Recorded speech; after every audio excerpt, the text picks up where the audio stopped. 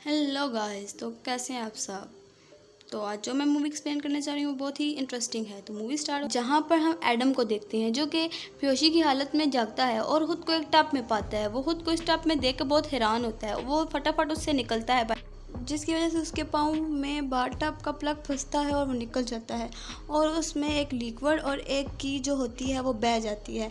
अब उस रूम की लाइट्स ऑन होती हैं। जब लाइट्स ऑन होती हैं तो वो देखता है कि उनके साथ एक और आदमी भी है जो कि वो उसी का दोस्त है और वो एक मैले से वॉशरूम में बंधे हुए हैं। वहाँ पर एक लाश है जिसके हाथ में एक टेप और एक रिवॉल्वर होती है।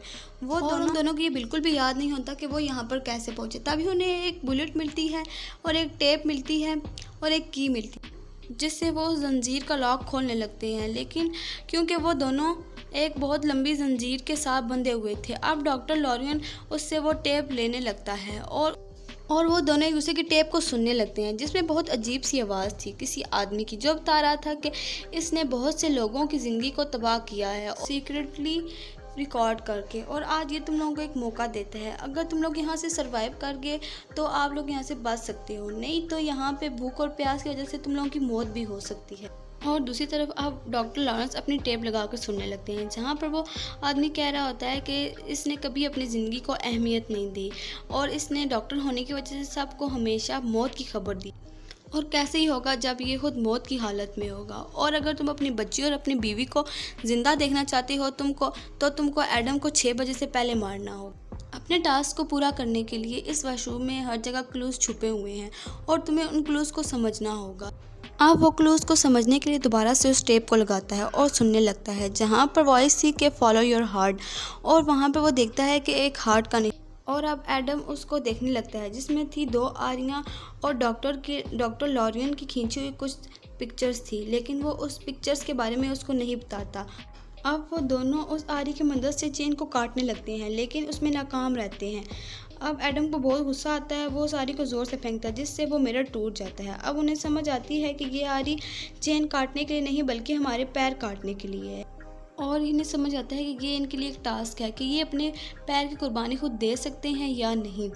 अब इस तरह के हालात देखकर उन्हें समझ आता है कि यहाँ पर उनको फंसाने वाला और कोई नहीं बल्कि जिसको है जिसने 1 माह पहले हमें एक मर्डर में फंसाने की कोशिश की थी। तो मूवी फ्लैशबैक में जाती है जहाँ पे हमें पता लगता है कि जिसको वो है जो लोगों को खुद नहीं मारता बल्कि उनको किडनैप करता है और कैदी बनाकर टॉर्चर करता है, और जिनको अपनी लाइफ की अहमियत नहीं होती उनको कैदी बनाता है, और जो सरवाइव कर जाते हैं वो अपनी ज़िंदगी की अहमियत को पहचान लेते हैं और जो नहीं वो वहाँ पर ही मर जाते हैं। और जिक्सो की इस मर्डर की इन्वेस्टिगेशन डेविड टेल कर रहे थे और मार्क की इन्वेस्टिगेशन के दौरान उन्हें एक स्पेल मिलता है जिनमें फिंगरप्रिंट होते हैं डॉक्टर लॉरियन के। अब वो उस डॉक्टर लॉरियन से पूछताछ करने लगते हैं क्योंकि इनका शक डॉक्टर लॉरियन पे जाता है। डिटेक्टिव उस डॉक्टर से पूछने लगते हैं जब मार्क का मर्डर हुआ तब आप कहाँ थे। वो इस वक्त अपने हॉस्पिटल के एक इंटर्न को मिलने जाते हैं और वो ये बात इनको नहीं बताना चाहते थे क्योंकि उस औरत के साथ इनके कुछ रिलेशंस थे और वो नहीं चाहते थे कि ये बात उनकी बीवी को पता लगे, लेकिन उन्हें ये बात बताना पड़ती है ताकि वो अरेस्ट से बच सके। अब एक और लड़की को बुलाया जाता है जिसको जिक्सो ने ही किडनैप किया था और वो वहाँ से सरवाइव करके निकल आई थी, और उसे पूछा जाता है क्या जिसको ये डॉक्टर लॉरियन तो नहीं, लेकिन वो उसको पहचानने से इनकार कर देती है क्योंकि उसने कभी जिसको को देखा ही नहीं। और ये लड़की ड्रग्स किया करती थी, इसको अपनी ज़िंदगी की बिल्कुल भी अहमियत नहीं थी, इसी वजह से जिसको ने इसको भी किडनैप कर लिया था। अब वो लड़की ने बहुत मुश्किलों से सरवाइव किया था और उसको अपनी ज़िंदगी की अहमियत का भी पता लग गया और उसके बाद उसने ड्रग्स को भी छोड़ दिया था, और ये सब जिसको की वजह से हुआ था, इसलिए वो खुद उसको अपना हमदर्द समझती थी। अब दोबारा सीन शिफ्ट होता है डॉक्टर पर और एडम पर। अब वो समझते हैं कि उन्हें वहाँ मिरर के पीछे से कोई देख रहा है, तो एडम कोई चीज़ उठाता है और उस मिरर को तोड़ देता है। अब बातों ही बातों में डॉक्टर अपना वॉलेट निकालता है और एडम को अपनी फैमिली की पिक दिखाने लगता है। तो जब वो वॉलेट खोलता है तो उसमें देखता है उनकी बेटियों को किसी ने किडनैप किया हुआ है, लेकिन ये बात वो डॉक्टर को नहीं बताता ताकि उसे कोई सदमा ना लगे। और उसको एक क्लू मिलता है, एक हेडिंग मिलती है जिससे वो उस क्लू को ढूंढ लेता है। जब वो उस क्लू को खोलता है उसमें से उसको एक सिगरेट लाइटर और एक फ़ोन और एक नोट मिलता है जिस नोट में लिखा हुआ था सामने पड़ी हुई लाश लाश का ब्लड पॉइजनस है और अगर वो चाहे तो सिगरेट में इसको मिलाकर एडन को मार सकता है, लेकिन वो ऐसा नहीं करता। और डॉक्टर एडन को कहने लगता है कि तुम सिगरेट की वजह से वैसे मरने का नाटक करो। और ये बात जिसको को पता लग जाती है, जिसको बहुत गुस्सा आता है। अब डॉक्टर को उसी फ़ोन पर कॉल आती है और उसे पता लगता है कि उसकी फुल फैमिली को उन्होंने किडनैप किया हुआ है और उसके पास बहुत कम टाइम है अपने टास्क को पूरा करने के लिए। और उसे ये बात भी पता लगती है कि एडन उसको बहुत पहले से जानता है। और अब एडन उसे बताने लगता है, अपने पास पड़ी हुई पिक्चर्स दिखा के, डिटेक्टिव ने मुझे तुम पर नज़र रखने के लिए कहा हुआ था। और एडम का काम था लोगों की सीक्रेट पिक्चर्स लेना और यही उसका प्रोफेशनल था। अब एक पिक्चर को डॉक्टर बहुत गौर से देखने लगता है, जहाँ पर वो अपने हॉस्पिटल के एक एम्प्लॉय को देखता है और उसे पता चलता है कि यही जिसको है जिसने हमारे घर में कैमरे लगाकर हम पर नज़र रखी हुई।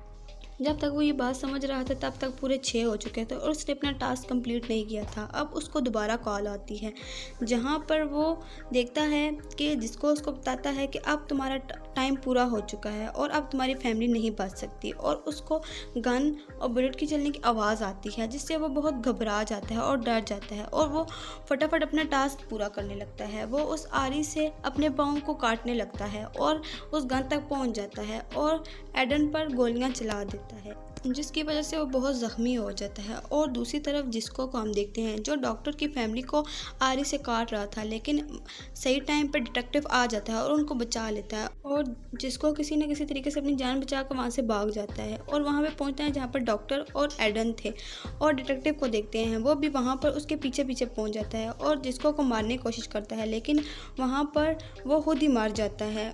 अब हम देखते हैं जिसको आता है और सही टाइम पर अपना टास्क कंप्लीट ना करने की वजह से उसको डॉक्टर को मारने लगता है, लेकिन एडम जो होता है वो उसको बचा लेता है और एक बहुत भारी चीज़ से उसी पर हमला कर देता है। अब वो बहुत दोनों ज़ख्मी हालत में होते हैं। अब वो उस लॉक की देखने लगते हैं, वो उसकी पॉकेट में ढूंढते हैं, लेकिन उनको एक और टेप मिलती है जिसको वो सुनने लगते हैं, जिससे उन्हें पता चलता है कि ये जिसको नहीं बल्कि ये भी उसी ही गेम का शिकार था और इसकी बॉडी में उसने पॉइज़न मिलाया हुआ था, जिसकी एंटीडोज के लिए इसको डॉक्टर की फैमिली को मारने का कहा हुआ था। जैसे ही ये टेप रिकॉर्डिंग ख़त्म होती है, वो लाश उठ जाती है और उन्हें पता लगता है कि वो लाश और कोई नहीं बल्कि जिसको था।